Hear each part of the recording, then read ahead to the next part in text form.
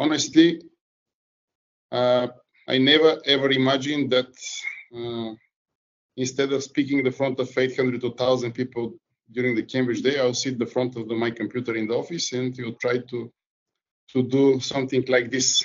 But I'm sure this is an unusual experience for all of you. And let's try to make best of it. First of all, I'd like to thank you, our friends and partners from Cambridge University Press, who help us make this happen and to ensure for you this conference, which is actually 2 afternoons full of interesting talks, brilliant speakers, and valuable advices. Then I would like to thank all Bulgarian teachers of English who during the last 2 months really made the miracles, switching from normal lessons to online education. Nobody was prepared for this, but what they've done is really remarkable. Congratulations. And you prove that you deserve all the efforts and appreciation from all the society. Thank you. And on the 3rd place, I would like to thank my team of CLET Bulgaria, who is working even more than before and doing their best to support teachers in their efforts and to ensure for them free resources, life support, and whatever they need. For today and tomorrow, as I said, you have a really interesting speakers, but they present themselves one after another. What I would like to promise you that if everything goes well, next year, when should be the 15th Cambridge Day, it will come again the most memorable and I hope the best Cambridge Day ever. But now let's concentrate on the online experience that we'll do for all of you. We have almost 150 participants, and I think it's a good starting point for today. Now I'm hand over to Duncan, my friend and colleague Duncan from Cambridge University Press. Thank you, and good luck to the conference. Thank you, Vlado. Unfortunately, Duncan has just lost internet access. He's worked at home nearly 2 months, and this hasn't happened at all, except for just this minute when he's supposed to say hello to everybody. So I'm going to welcome everyone on his behalf. My name's Katie Back from Cambridge University Press, and I've organised this event along with my colleagues at CLET, and I'll be sending you the recordings and the presentations of the slides as well as your certificates of attendance next week. To get your certificates of attendance, we ask that you fill out a survey. It just takes a couple of minutes. So when you leave this webinar, the internet will ask to direct you to another site, and you just click continue, and then that sends you to the survey. And it takes a couple of minutes just to say what you thought of this talk. And after that, we'll have your details, so we'll be able to send you the certificate.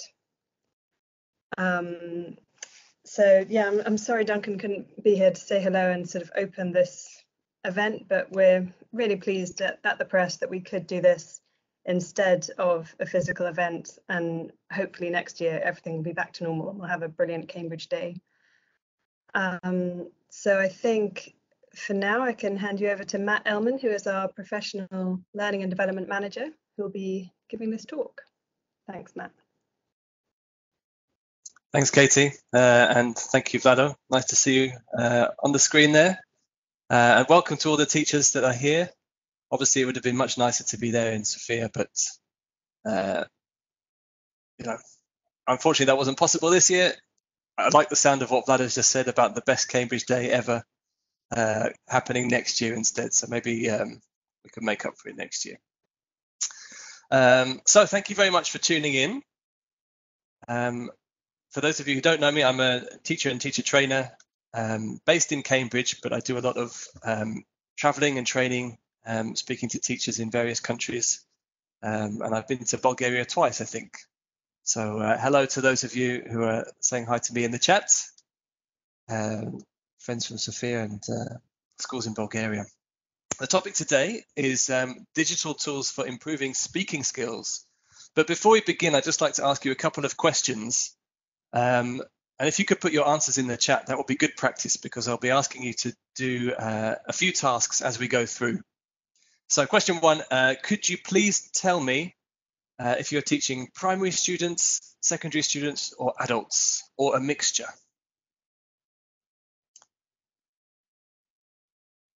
Okay, thanks, Chrissy. Adults, secondary. Looks like we've got a real mixture. Okay, great. I hope there'll be something for all of you in this talk, depending on the resources in your classroom and the resources that your students bring. There should be a few activities, whether you're teaching primary, secondary, or adults. So something for everyone. That's great, thank you. And could you tell me also what you're doing at the moment? So, I mean, are you teaching your students online? Are you giving video lessons? Are you emailing them work to do? Maybe you're posting your students work on paper to do. How are you coping with the current situation? Okay, lots of you teaching online. So you have my sympathy, because I know how challenging it is. It's really not easy, especially when none of us had any preparation, as Vlado said. Okay, good. So lots of you teaching online on Zoom, on WebEx, on Microsoft Teams. And again, I hope that some of the activities that I show you today, you'll be able to do with your students as you're teaching remotely. Others will be more appropriate for when you get back to your classrooms, when all of this is over. You're on maternity at the moment, Irena. Congratulations to you. Good, so I can see that you can all use the chat box very well. So let's get started. Our topic is speaking. So let's start with some pictures of people speaking. You've got 3 examples here. And your first task is to tell me what all of these images have in common. What do all of these images, or what do these situations have in common? What are their common features? Okay, Konstantin, personal contact, absolutely. People communicating. Face-to-face, Selena. Yeah, that's quite important, because communicating face-to-face when you can see somebody is not the same as communicating on the telephone. It's not the same as communicating through a chat box the way we are doing now. People are together, so it's a social situation. And they're sharing something, Svetlana says. So sharing, what are they sharing? Tell me.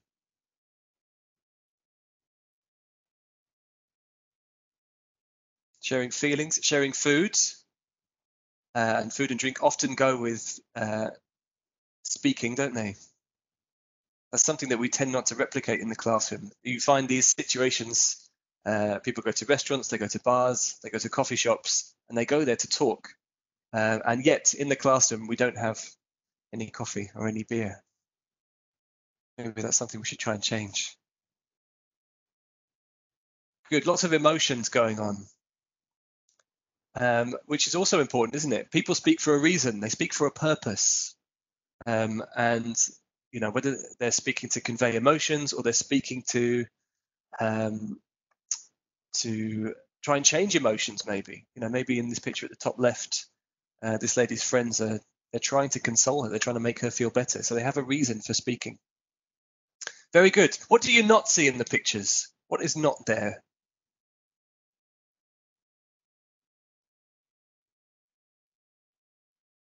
Yeah, no computers, no phones, no devices. And I wonder how the pictures might change if we did have technology in the pictures, if we did have phones there. Because usually mobile phones or laptops, things like this, they tend to get in the way of communication, don't they? If you're sitting if you're sitting with your friends in a coffee shop or in a bar, and people are on their phones, that creates a barrier to conversation very often. So that's something for us to be aware of. We're trying to recreate these kinds of situations in our classrooms. We want our students to share their emotions, share their feelings, talk about themselves. But in doing that, we need to be careful of the potential barrier that technology might cause. As Petya says, the change could be negative if technology is introduced. And I think this is a useful thing for us to remember, that technology is a useful servant but a dangerous master. Especially now and especially in education, when companies like Apple and Google, Microsoft are trying very hard to get their devices into schools and into classrooms, not always with improved learning outcomes in mind, I think. So as teachers, this is a good thing for us to be aware of. That technology can be helpful, but it can be detrimental if there's too much of it. So, having said all of this, why would we use technology in the classroom? Well, I think there are 5 reasons. First of all, it can give students a reason to speak. We can use technology to provide a prompt for speaking, and I'll explain why it's so good for doing that as we go through. Technology can also reduce speaking anxiety. So you might find that many of your students are a little bit reluctant to speak. I'm sure that you can think of the students in your classes that are quite happy to put their hands up and answer questions and speak to the group, whereas you've got others who are much more, they're shy, they're quieter, they're less confident. But technology can help to boost that confidence and reduce that anxiety. So we'll see how that can work as well. Interestingly, it can work the other way, and technology can actually add some anxiety. It can add a little bit of pressure. And you might think that's a strange thing. Why would we want to do that to our students? But if you're preparing students for exams, or if your students will need to use English in a job interview or maybe a university interview, then it's very useful for them to be prepared for those situations where there might be a bit more pressure. And again, technology can help there.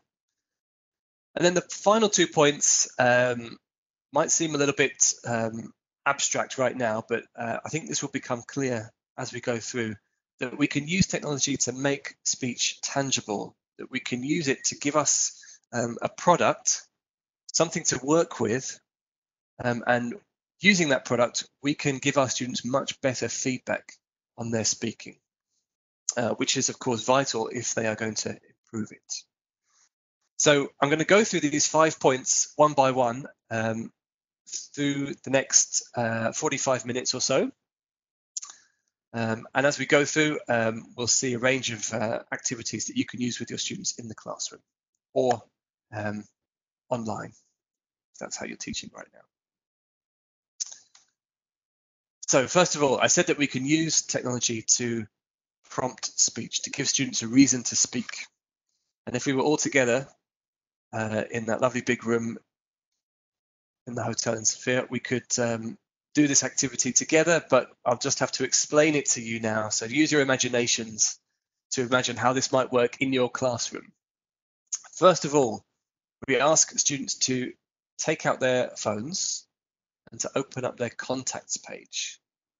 So this is the part of your phone where you have your address book and you can see all the names of the people that you know and all of their phone numbers along there. And then we ask students to either to swap their phones with the person next to them, or if they're not happy to do that, then they can just show the screen to the person next to them so that their partner can see their contacts page. And then what the students have to do is to choose somebody from this list, choose somebody from the contacts list, choose a name, and they have to ask questions to find out as much as they can about that person. So see if you can imagine this happening in your classroom with your students.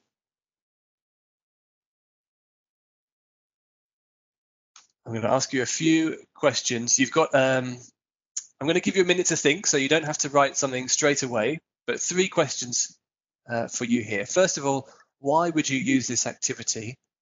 And what would be the benefits? What kinds of language or vocabulary, grammar would you expect your students to use when they were doing this activity? So let's focus on that question for now. Put your answers in the chat box when you've had time to think. What would be the language aim? What would be the benefits in terms of your students' English from this activity?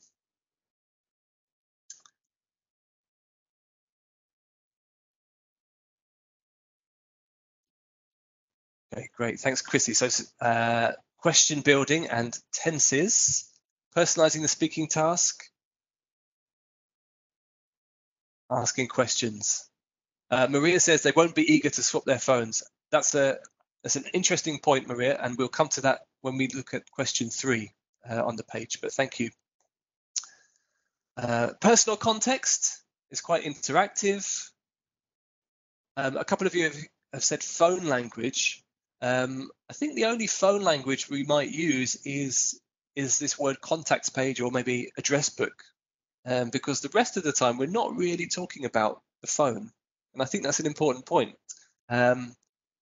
We're talking about the people, the friends that your partner knows.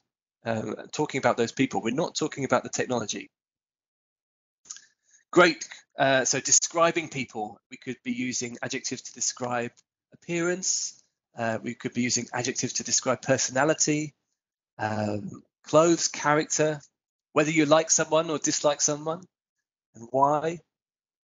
Yeah, excellent practice for using third person S if you're speaking in the present tense. And it's real life, of course. Good. So lots of, there's a huge range, as you can see, of potential language. If you were talking about how you met this person, you'd be using past tense. If you're talking about how long you've known them, you'd be using present perfect.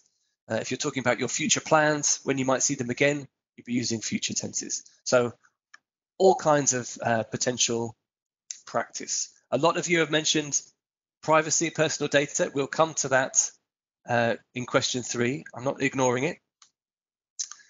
But question 2, what does the phone bring to this activity? What's the benefit of using a mobile phone here? That's a great answer, Nina. Thank you.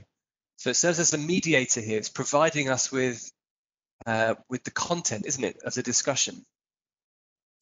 And as you said, it's the phone is a favorite object of most students, but it contains a lot of very valuable information as well. You know, the people that you care most about are all saved there in your address book. Makes the situation more real. Yes, I think it does, Maria. Talking about somebody that's there on your phone feels much more real than talking about somebody from the pages of a course book. We love our phones. It's a real situation. Yes, I think that's the most important thing that it brings to the activity. I'm really pleased actually that you haven't said it's motivating, because that's an answer that teachers sometimes give. And I don't think that's really the case. It's just a piece of plastic and silicon, so it's not motivating in itself. But doing something that is relevant to our students, that's real for them, and doing something that's a little bit different to what we might normally do in the classroom, that is motivating, I think. Right, now, possible problems. A lot of you have talked about GDPR, privacy, personal data. So let's think about this, because you're right to raise this. It's not something that we should ignore. So let's think about it. What could we do to ensure that the students feel comfortable with what they're sharing here? The first thing that I mentioned is that the students don't have to swap their phones. They don't have to put their phone in somebody else's hands. They can simply show the screen to their partner. So that's one solution. What else could we be doing? Okay, so Nina says some students might not be willing to share their contacts. So absolutely. What else could they do then, Nina? What alternatives could we ask them for?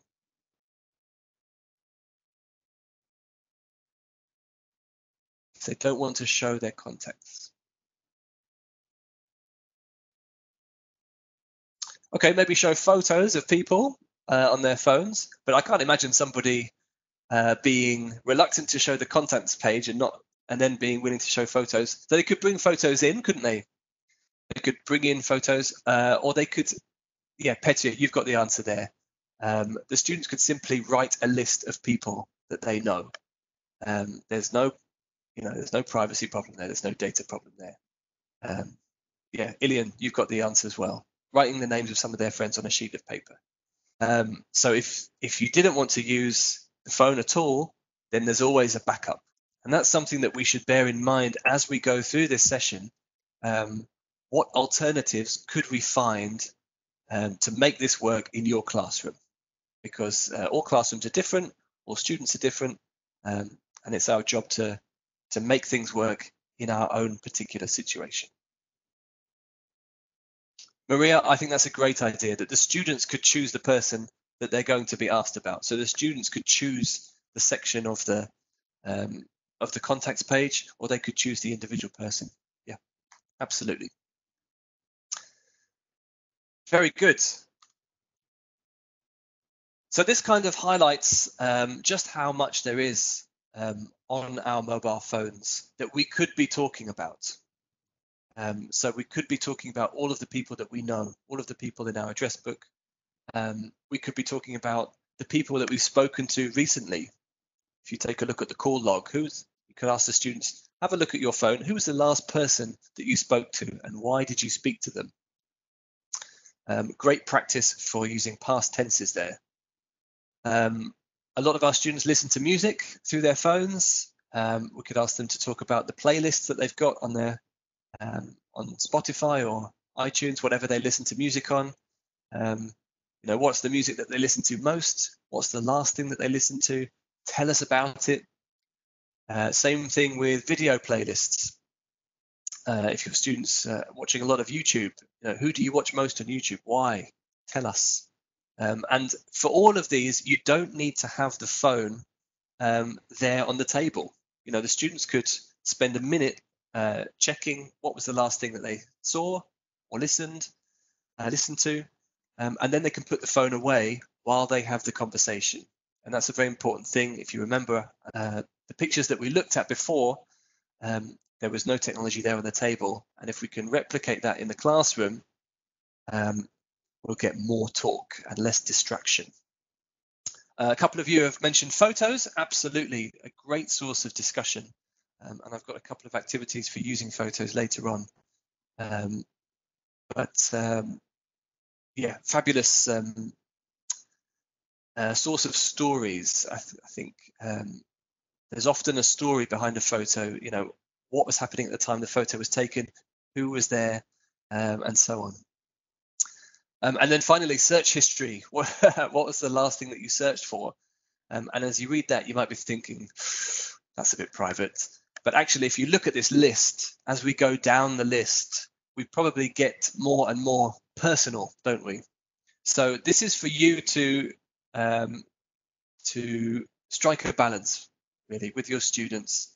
The great thing about mobile phones is that we have them with us all the time. So there's all this personal information that we can use to personalize our lessons. But of course, when you delve into somebody's personal life, you can go too far, and you need to find that balance. So again, that's for you to weigh that up with your students. I have this picture here as an example, actually, of how photos can be a great source of stories. Has anybody seen this photo before? It was taken a couple of years ago. No? Okay. This was a photo from a news story, and the news story was the story of a plane that was hijacked. The plane was flying from Cairo in Egypt, and I think it was supposed to go to Lebanon or Greece or somewhere like that, but it was hijacked. This man on the left was the hijacker, and you can't see this in the photo, but strapped to his waist, he has what looks like a bomb, and that's what he used to hijack the plane.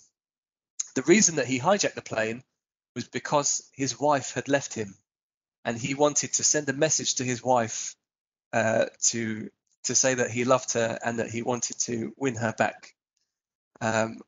I have no idea why he thought hijacking a plane was the best way to do that, but that's what he did. He hijacked the plane, and he wanted the plane to divert and land in Cyprus instead. And this man was a passenger on the plane. While all of this was happening, I mean, if you can imagine, you'd be very frightened, wouldn't you? A plane being hijacked. But this man was a passenger, and he thought, you know what? If this man is going to blow up the plane, or if I'm going to be the victim of a terrorist attack, I'm going to get a photo before it happens. So he asked the hijacker for a selfie or for a photo, and this photo was taken. And the story ended well. The plane landed. Nobody was hurt. I don't think the hijacker got his wife back. If anything, it would prove to her that she'd made the right decision. But this story appeared in the news because everybody thought this passenger was crazy to ask for a selfie in the middle of a hijacking. So a very strange story, but it just shows that many photos like this have a story behind them, and that's what we should try to bring out of our students. Poor wife, absolutely. Yeah. Okay, let's move on. So we can use technology to reduce anxiety, and I think this is one of the best things actually about digital technology in the classroom, that it can make students feel so much more confident speaking English. So I want to show you a couple of ways that we can do this. If you take a look at our photos here, we talked about what they have in common, and some of you said that they're all talking face to face. And what happens when you speak to somebody face to face is, first of all, that if you say something silly, they can see you. You know, if you make a mistake, everybody's looking at you, and that increases the pressure, makes you feel a bit, embarrassed if you make a mistake. But it also means that if somebody speaks to you and you're sitting right there in front of them, you have to reply immediately. You don't have time to think about what you want to say, or to make some notes, or to check the dictionary. You have to respond immediately. So that pressure of time is what can make speaking English face-to-face quite daunting for some of our students. And we can use technology to take away that time pressure and just give them a little bit more space to think and space to practice what they might want to say in order to improve their speaking skills. So I want to share with you a couple of tools for doing this. The first one is a great website called Voki.com. You might have encountered this in the past. The great thing about Voki.com is that it allows students to speak from behind a mask, if you like. They can create a character like this, and it doesn't have to be a panda bear with a fan around its neck. It can be, the characters can look like real people. You can choose the clothes, you can choose the face, and so on. So it's a great tool, not just for young children or teenagers, but for your adult students as well. They can create a character and they can record their voices, and they can record up to a minute of speaking. And then when the recording is played back, the character will be the one that's talking, and it looks like the character is speaking. The mouth moves, the head moves, and so on. So it's a really great tool for encouraging your students to practice speaking fluently. It's a minute doesn't sound like a long time, but if you're recording yourself, just yourself talking for a minute, it's actually quite a lot to listen to. Or that's enough. And once the students have recorded this, they can share it with you, or they can share it also with their friends and their classmates if they want to, or their parents if they're young children. So quite a nice thing also from a privacy point of view. Students don't have to enter their names. They don't have to create an account. Actually, they don't have to put any personal details in. in order to create a recording and share it afterwards. So very useful. Voki.com also has another quite helpful feature, which is that you can add a written text, and the character will say the text. So it's a text-to-speech tool as well, and that can be quite a useful tool for noticing the difference in terms of intonation. So Voki will use the commas and the full stops in the text to decide how the intonation should sound.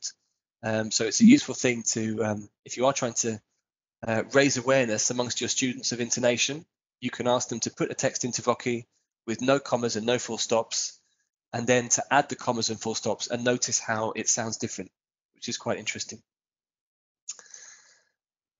So that's a nice tool. The disadvantage of Voki.com is that it's not a dialogue, it's a monologue, it's a speech. So the students are not engaging in a conversation really. They're just recording something, maybe talking about themselves for a minute or so, but it's not a conversation. But there are other tools that we can use to create that kind of conversation.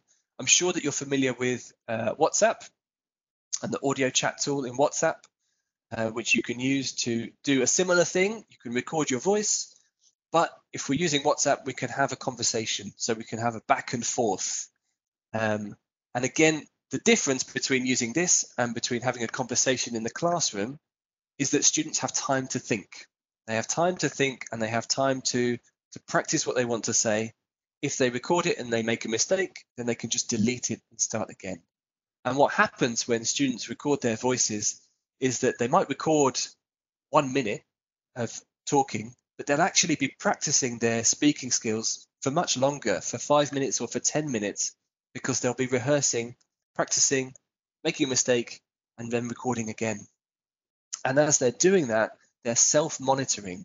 They're listening to themselves, and they're having to think, was that correct English, or did I make a mistake? Which is a very, very important skill. So they're using all of the grammar knowledge, the vocabulary knowledge that they've gained in class to decide if they've conveyed the message correctly or not. So very, very useful.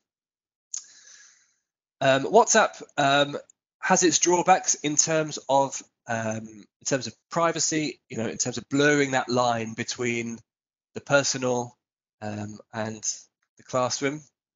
But there are alternatives, and one of those alternatives is the Cambridge LMS, which is free for all Cambridge customers. You can use the forum tool in the Cambridge LMS to have these discussions. Students can record their voices and have a conversation, and it's much safer because you, as the teacher, you have oversight of the conversations that are going on, and you have the ability to delete things if you think they're inappropriate. So a really great tool if you're using a Cambridge University Press book, and available at cambridgelms.org/main. Another great activity for reducing anxiety when your students are speaking is an activity called shadow speaking. And the way this works is that you have to give your students two things. You have to give them a recording, an audio recording to listen to, and you have to give them the transcript. So you're giving them the text that they can read. So whatever the recording is, it might be something that you've recorded yourself, and I think it's really nice if you do record yourself. It might be a recording that you found online. Maybe you found a famous person on YouTube saying something, or maybe you just want to use a recording from your textbook. But you provide students with the recording, and then they need the transcript so that they can read as well as listen.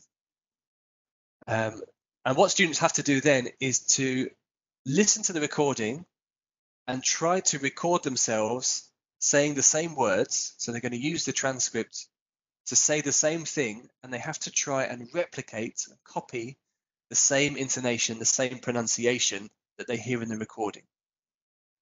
So they're going to try and record at the same speed. They're going to try and use the same word stress and sentence stress, and the same phonemes, of course, the same sounds. to create a copy of the recording. And that when they've done that, if they've got two devices, if they've got maybe a laptop and a mobile phone, then they can listen to both of them at the same time, and compare them and compare where the differences are. So this is a great activity for encouraging students to notice things that they may not have noticed before. Maybe they haven't noticed how long they pause between sentences or how long they hesitate. Maybe they haven't noticed the difference between long vowel sounds and short vowel sounds. So it's a really great noticing activity. I think that it's a good idea if the recording you give the students is maybe not a recording of a native speaker. It could be, it could be a Bulgarian person speaking English, somebody that they can relate to a bit better. If you're giving them a recording of, I don't know, someone who speaks English perfectly, I don't think there's such a thing, but I don't know, some Hollywood celebrity, that can be maybe a leap too far. It can be demotivating if they feel that it's unattainable. So I think it's a nice thing to start with role models, speaking role models that are closer to the students.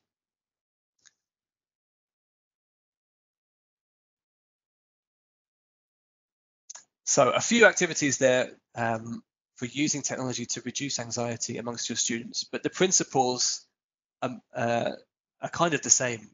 We want to provide students with an opportunity to speak without fear of losing face, without fear of embarrassment. And generally that means giving students time to think and time to plan. And I think if possible, I mean, it's not possible at the moment because none of us are in our classrooms, but if possible, it's always useful to introduce these tools in the classroom. We can't do that now, so what you should do instead is to provide as much support with using these websites or using tools as possible. So don't assume that your students know how to use the voice recorder on their mobile phones, for example. Talk them through it, show them what to press in your Zoom classes, because they're very good at using Snapchat, Instagram, and all that. It doesn't mean that they're good at using other tools. Okay, that was reducing anxiety. Now I'm going to talk about increasing the pressure, which can be useful. I think this is useful anyway if you've been with your students for a long time. You get to the end of the school year and they're a lot more confident in the classroom, which is good. But when they go out into the real world, it's useful if they can be able to draw on their English skills under pressure, whether that's in a speaking exam or in an interview, or even if you're on holiday and you're trying to order a meal, you just feel a little bit more nervous about speaking to somebody in a foreign language. So a couple of activities that we can use, and we're kind of taking the principles that we saw just now for reducing anxiety, and we're using the opposite. So very often increasing the pressure means that we give our students less time, and we want them to speak immediately. We're also using recordings again, because when you stick a microphone in front of somebody, they immediately feel a bit more pressure. They immediately feel slightly more tense. So we're going to use this to just increase the pressure gently. The first activity for this is called a story chain. And for this, you want your students to work in a group, maybe a group of 4 or 5, and they should have one device that they use between them. This could be a device that you give them, a recording device, or it could be that they decide to use one person's phone, if one of the students is happy to do that. And you give them the beginning of a story. So something like this: I was woken up by a loud bang. One of the students has to record this, beginning of this story, and they have to record the next sentence. And when they've done that, they're going to pass the phone to the next person in the group, and that person has to record the next sentence of the story. And then they pass it on, and the third person records the next sentence of the story. So we build a story sentence by sentence, but students don't have time to think, because as soon as the person has recorded their sentence, it gets passed on and they have to record something straight away. They don't have time to think, but the demands are not too high because they only have to add one sentence. So, we're not asking somebody to come up with a whole speech on the spot. They just have to come up with one sentence. But of course, they will want it to be correct. They will want their pronunciation to be clear because they're recording it. So the device gets passed around the group 2-3 times maybe until we end up with a story. And when it's finished, we can play back the whole story from the beginning. And it's usually quite funny, and it's quite entertaining to listen to. Of course, it doesn't matter if the story is a bit strange, if it doesn't really have a clear structure. That's not the point. The point is that students record themselves and get used to speaking under pressure. And once you've used once these stories have been recorded, then of course they're great listening practice. And as this, during the activity, students are practicing their listening as much as they're speaking, because they have to listen in order to be ready to record their own sentence. So a nice activity, you can do this, I think, starting from children that are about 10 or 11, depending on their level, and going up to adults, of course. If you're working, I don't know if any of you are teaching students at university, but you can use this to teach paragraph structure. So the first student starts out with the topic sentence of the paragraph, and then you can ask the students, other students in the group, to develop the paragraph by providing supporting sentences, examples, and then a concluding sentence. And it's quite a nice way of highlighting that structure to them. Mariana says, how will the students remember the story? Well, as they go around the group, it's obviously a listening exercise, and we don't want them to go around too many times. So if you've got a group of 4 students and they pass the phone around twice, then that's 8 sentences that they remember. And it's generally not a problem. They remember what's happened. The next activity is picture descriptions. And we talked about using pictures and the stories behind pictures.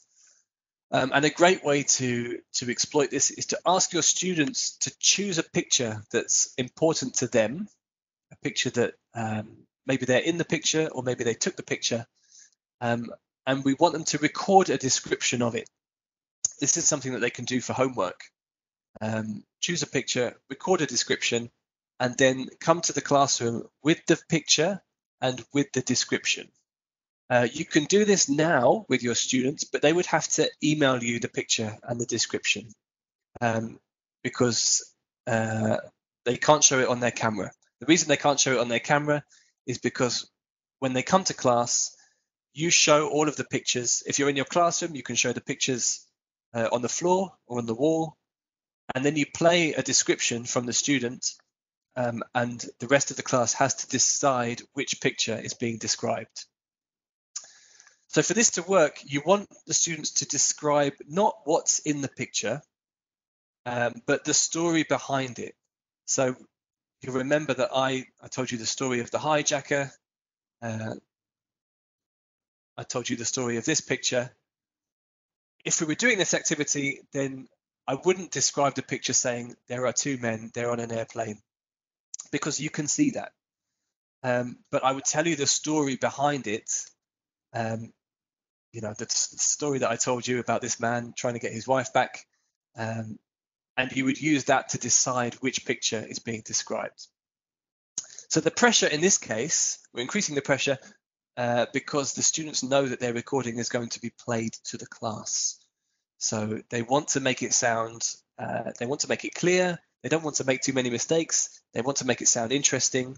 That's where the pressure comes from.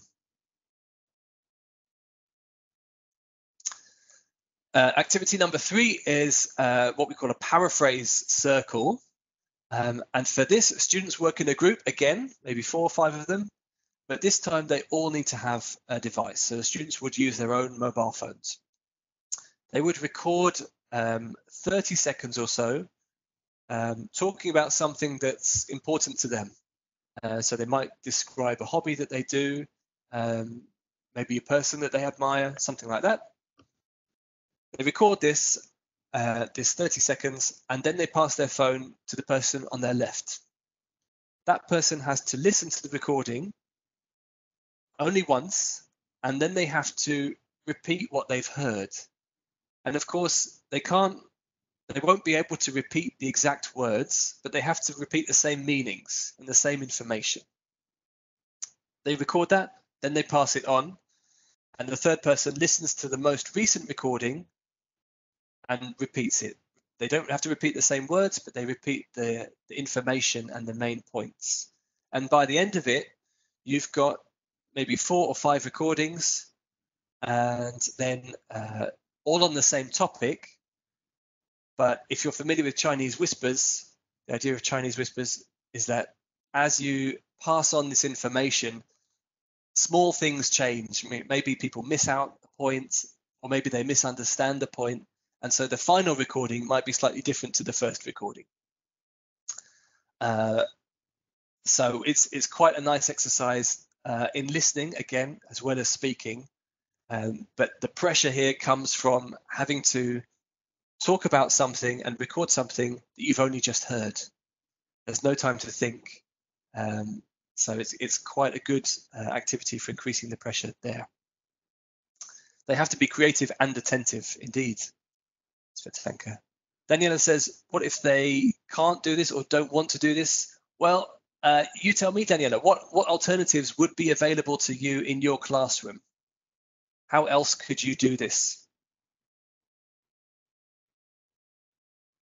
I think the point, whenever we're discussing technology, people have access to different resources. Maybe your students have mobile phones in the class, maybe they don't. So what alternatives can we come up with? Let's be creative. Students have to be responsible, indeed. I think the good thing about this is that if everybody is using their mobile phone, then everybody is equally, has an equal feeling of responsibility. And as Mariana has just said, it could only be a speaking activity. You could do this without the phones. I've done this with quite small children who don't have a mobile phone. You can ask the students to line up in lines at the front of the room. You're at the front and you've got lines, maybe 3 or 4 lines of kids, and you say something to the first child in the line, and then they have to turn around and say it to the next one, and then that person turns around and says it to the next one, and then the last child in the line has to run to the front and write it on the board. I hope that makes sense. So there's always a plan B that we can use, and there's always an alternative way of doing these activities. The important thing is to understand the principles behind it. What we're trying to do is create some pressure, and we're doing that by taking away time to think, and we're doing it by asking students to, in case of the paraphrase circle, we're doing it by asking them to talk about something that they've only just heard about. Okay, moving on. The next activity is not so much about increasing the pressure, but being able to deal with pressure by becoming very familiar with recording yourself. The idea here is that students record a self-reflection monologue every week. So the students record themselves maybe every Friday at the end of the week, talking about what they learned during the week, what they found interesting, what they found difficult, what they'd like to learn more about, what they'd like to work on in the future, and so on. And they do this very regularly. So they do this at maybe it becomes part of their routine every Friday. They don't have to send all of the recordings to you.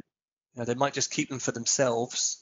But it's nice, I think, if you kind of check up every now and again to make sure that they're doing it. There was some research that was done, and students who did this regularly by the end of the school year had much better speaking skills. They were able to speak much more fluently and much more accurately than students who didn't do this. Partly because they'd had a lot of practice. You know, as I said, when students record themselves speaking, they might record a minute of speaking, but they're actually practicing for much longer than that.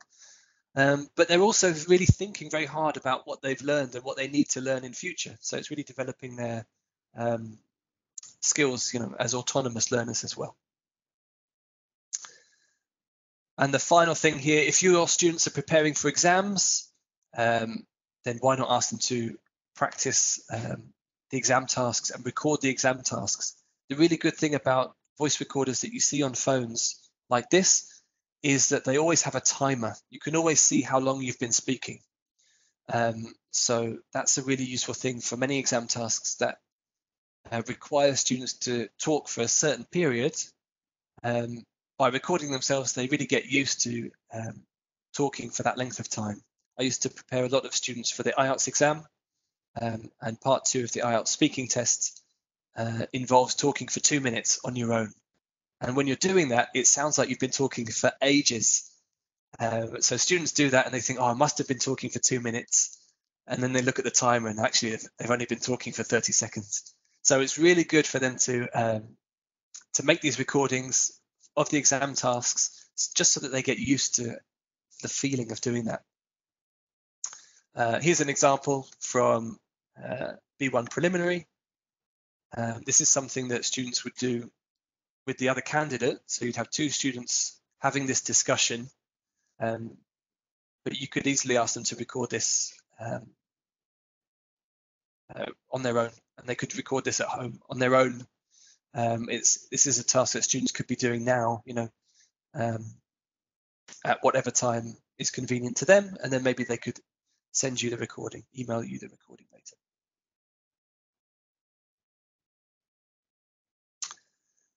Okay, so we talked about how you can use digital tools to encourage your students to start speaking, how you can use them to reduce anxiety, and how you can use them to increase the pressure a little bit if that's what you want to do. I'm going to move on now to talk about how you can create tangible products.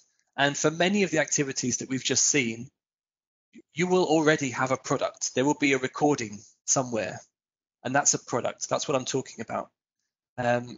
Usually when students speak in the classroom, you know, they say something and then the words disappear. They're gone forever. But if we have a recording, then we can go back to them. We can listen again.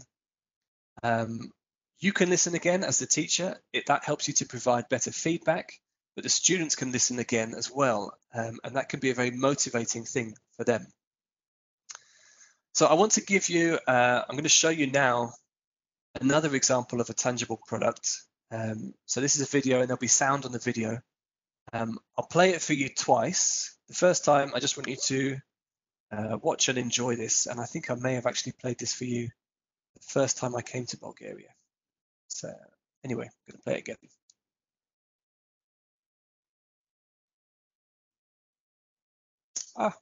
It's not going to work. What a shame. Never mind. So I'll describe it. This is a video. It's called a paper slide video. And the students have to create slides as you see in the video.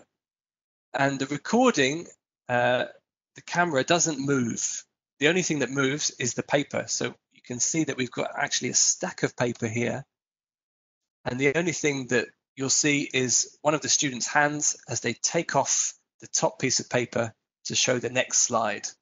So it's like a presentation, and the students can talk as they're giving this presentation. Their voices are recorded, but you don't see their faces. You just see the slides.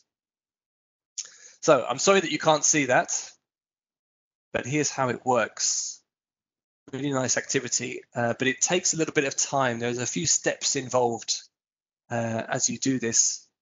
The students need to work in groups to decide what they're going to talk about in their presentation.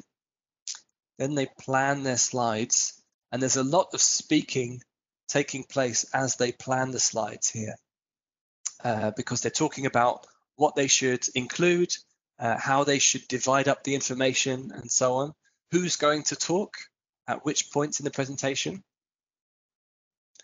Then they create them, so a little bit of creative work to create the slides, and then they're rehearsing it. So again, before they record, the students are going to spend time practicing, and this is time that they're spending speaking. So although the final recording will be very short, maybe 30 seconds or a minute, they'll actually be practicing their speaking for much longer than that.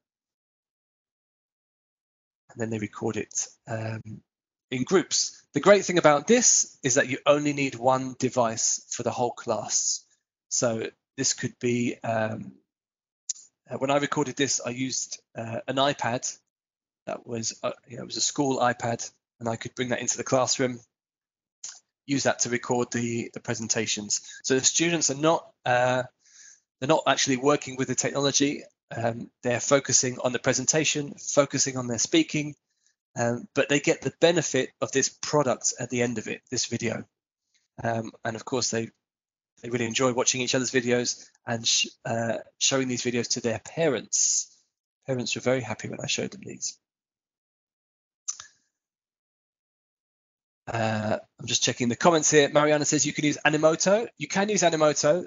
The thing there, Mariana, is that you're focusing then more on the technology. So what happens here is that students work together to plan out their slides, and because they're just doing it on paper, they're speaking during that time, and they're getting all that speaking practice. I think Animoto is a great tool, but I would encourage the students to do that work outside the classroom, so that we can make the most of our classroom time to be speaking together.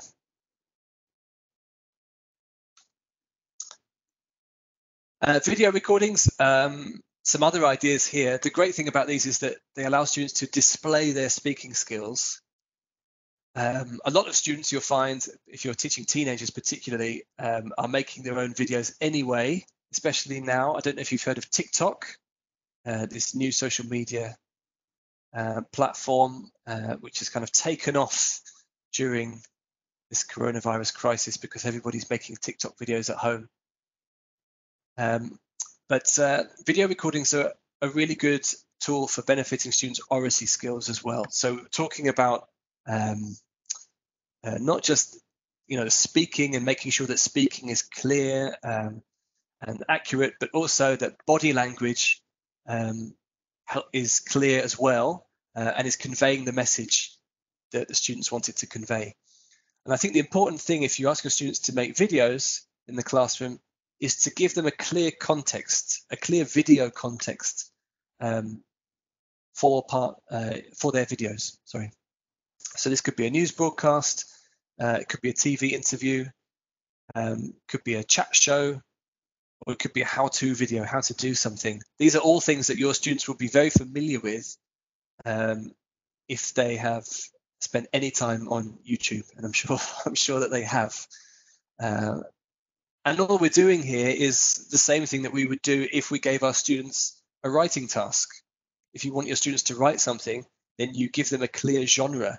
You say, I want you to write an email or an article or a film review or an essay. There are equally clear genres for videos. And that's what you should give your students if you want them to create one of these.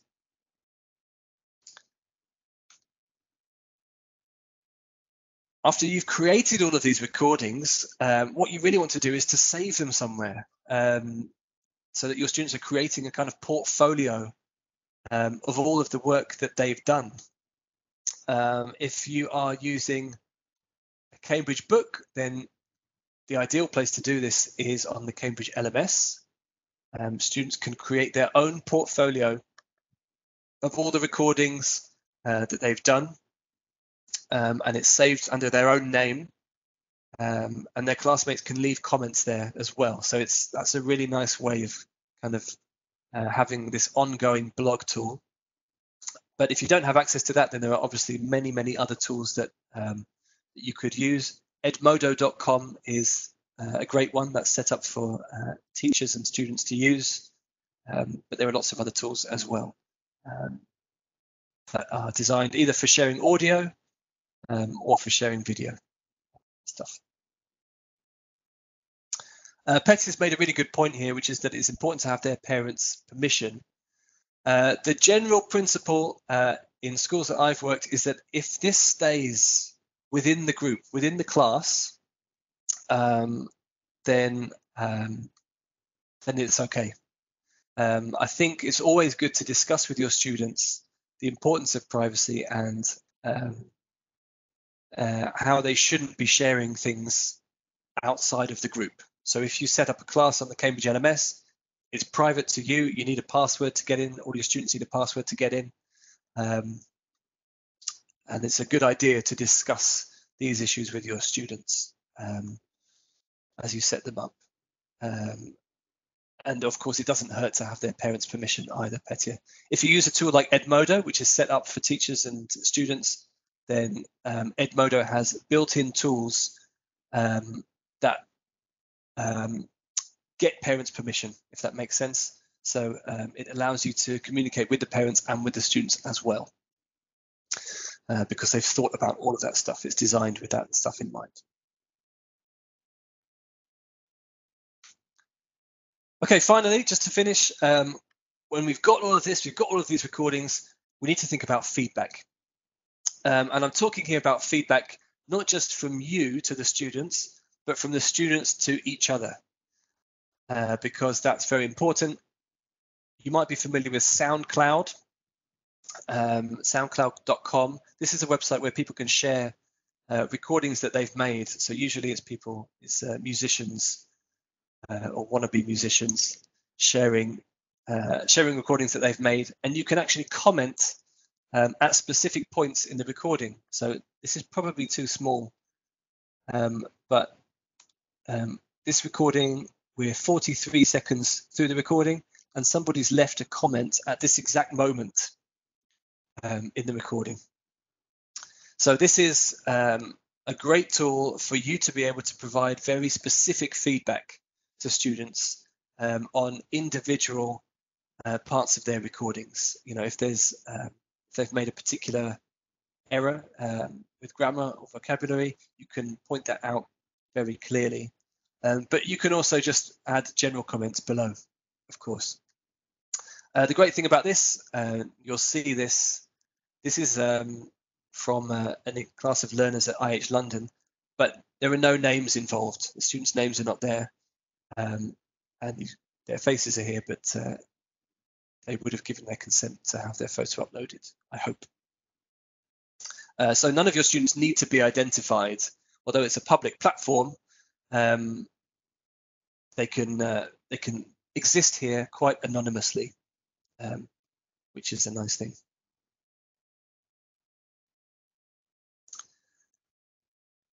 So I think it's great to encourage your students to share and comment on recordings, obviously with the issues that we've discussed, bearing those in mind.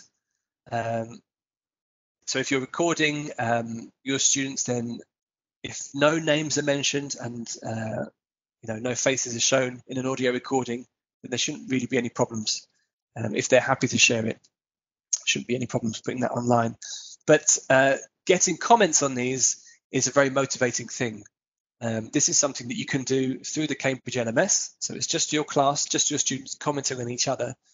But there's a lot more, it feels a lot more motivating to get comments, positive comments from your classmates, I think, than it does to get a tick from the teacher. So when students get that, then they're probably more likely to keep going and keep recording. You can provide a useful checklist to your students so that they focus on a range of areas when they listen to recordings. A lot of the time, students are just listening for mistakes, grammatical mistakes, but there's a lot more to speaking than just speaking accurately. So I think it's a good thing to highlight to them the range of vocabulary that they're using, how fluent they are, how clear their pronunciation and intonation is. And if there's more than one person in the recording, the interaction between them. And if you prepare your students for Cambridge exams, then you'll you'll notice these categories from the examiner's criteria. Revisit old recordings. So encourage your students to listen back to recordings that they made months ago. If they recorded something in September, ask them to listen to it now in April or May and notice the difference. There's nothing more motivating than being able to hear the difference between yourself at the beginning of the year and at the end of the year, and just being able to think, wow, I'm so much better than I realized. Encourage self-reflection. That's what I was talking about with these prompts. And then invite your students to record themselves again. So they might record exactly the same task or exactly the same activity, just so that they can notice the difference as they do it. They'll notice how much more fluent they are, how much easier it is to draw on the necessary vocabulary, and so on. So we're using these recordings to highlight students' progress, and I think that's really important. So finally, we've looked at a range of principles for using technology in this session. So let's just see how much you can remember. I've got 5 pictures here, and each picture represents a different principle for using technology in your classroom. So I'm just going to give you 1 minute to see if you can guess what each of these pictures represents. Answers in the chat box, please.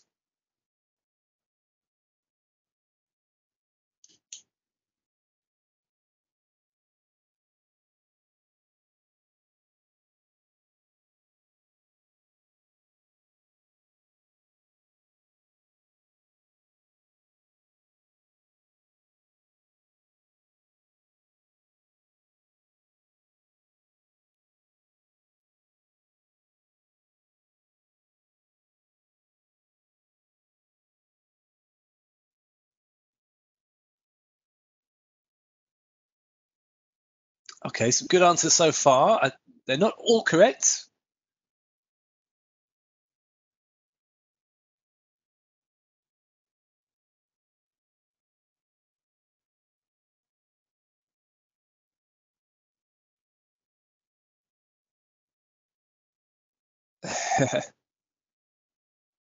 Okay, yes, this is very good. Absolutely. Okay, I think we've got them all. So let me show you the answers. Thank you very much.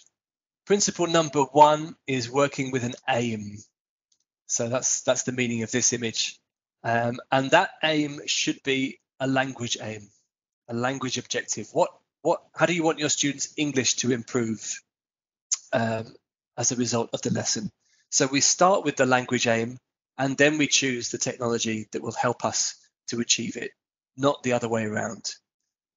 This is quite an easy mistake to make, but we should always be thinking first about the language and our students learning, and then choosing the right tool for the job. We don't start by saying, I want to use a mobile phone in the classroom. Then consider your instructions carefully. And this is partly so that students know what to do as part of the task, but also so that they know what they should not do. And that's coming into number 3, making the rules clear. So whenever you're using these devices in the classroom, your students should be very clear that they are using the recording tool on their phone, for example, and they're not using the Facebook tool or the Snapchat tool. And if they do use anything they shouldn't be using, then you will switch to plan B. So I'm talking about plan B in 2 senses, really. Plan B could be having an alternative if the technology doesn't work, if there's no internet access or if not all of the students have a phone, but also plan B, which is paper-based, that you can use as a deterrent for your students, so that you can say to any students that are not using the technology in the right way, you can take it away from them and say, right, you're going to work on paper instead, because you're obviously finding it too difficult to use your mobile phone. And then principle number 5 is to follow up. So provide feedback, get the students to provide feedback, and then think about how you can use the products of whatever they've worked on, whether that's an audio recording or a video recording. How can you use that again in the future? Don't just forget about it, because it could be very useful, in a month or 6 months' time to demonstrate progress. If you'd like to learn more about any of these activities, or other activities besides, there's a great book from Cambridge University Press called Language Learning with Technology, which has many, many more ideas inside it, which I would recommend to you. But that is all from me. My time's up. So thank you very much for your attention and your participation in the chat box. I don't know if you've got time for questions, but I'll pass back to Katie. Thanks for taking part.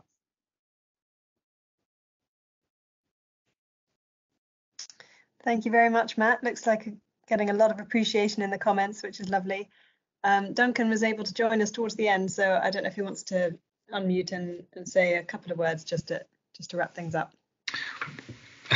Thank you very much, Katie. My apologies to everybody for the interruption at the start. It was a completely unexpected break, which I haven't had in 7 weeks of working at home. There was a sudden loss of internet, which went on for quite a long time. And even when I came back, I was losing Matt from time to time, and I was really struggling to see any of that. But it's nice to say hello to everyone. I would obviously have been doing that if I'd been in Sofia for this event. So thank you for that, and thank you for coming.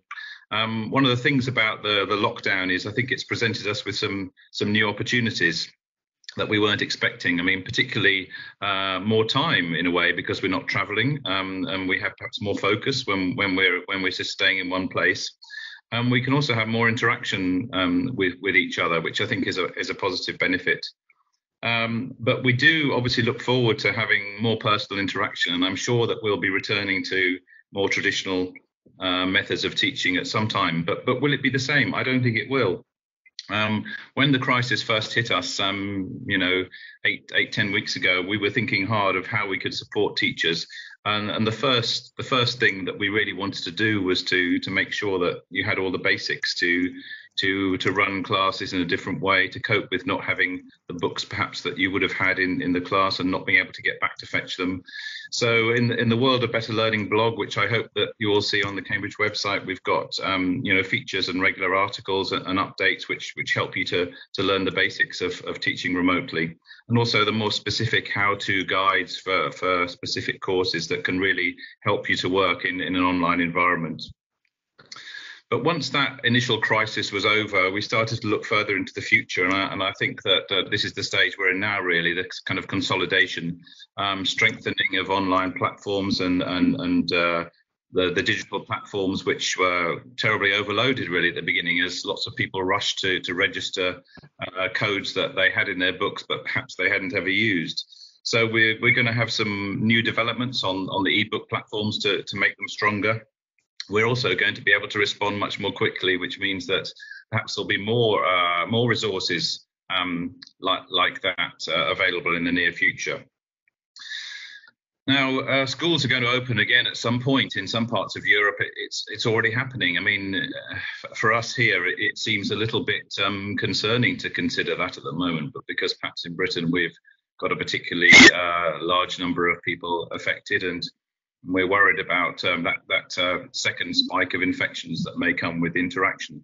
But I think there's a lot of political and economic pressure to get back to work, and I think we'll see schools opening to some extent, before the summer holidays, which obviously our summer terms go on longer than yours, so that will probably happen here.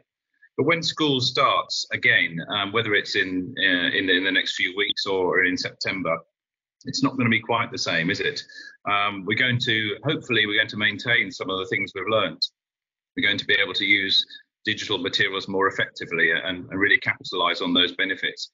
For years and years, we've been talking about digital. It was part of my job for 20 years to encourage use of digital products in the classrooms.